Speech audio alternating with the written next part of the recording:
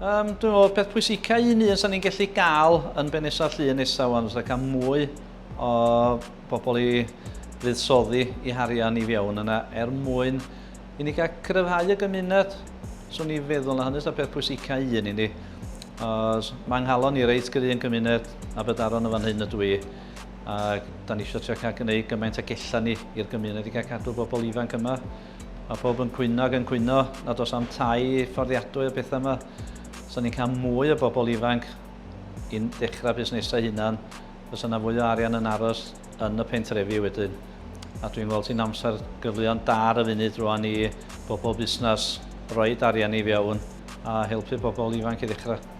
Mae yna her sylweddol i economi Ben Llŷn, dyna di o'n y bon. Os ydych chi rhywun sy'n rhedeg busnes yn gwybod bod angen newid, bod angen bod yn gyfoes, bod eisiau cael arian newydd mewn i'r ardal, a mae eisiau hyrwyddo busnesau bach fel bod ni gyd yn elwa ohono fo'n y pen draw.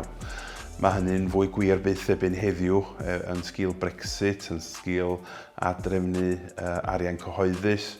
Dwi'n meddwl bod yr awdurdodau yn canteddu ganolbwyntio ar yr ardalodd fwy poblog yn gogledd y sir yng Ngwynedd, Bangor a Caernarfon, a mae yna sôn am fuddsoddiadau yn ardal Trawsfynydd.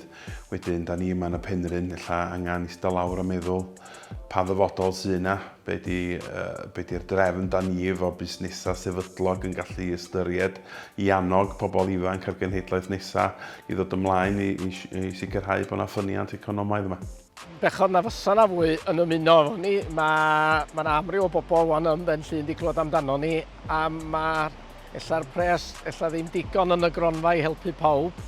Ac ella'n gyfle wan i busnesoedd eraill ymuno efo ni i hwbu a gweld y cyfle i'r criw ifanc a dyfodol Pen Llŷn.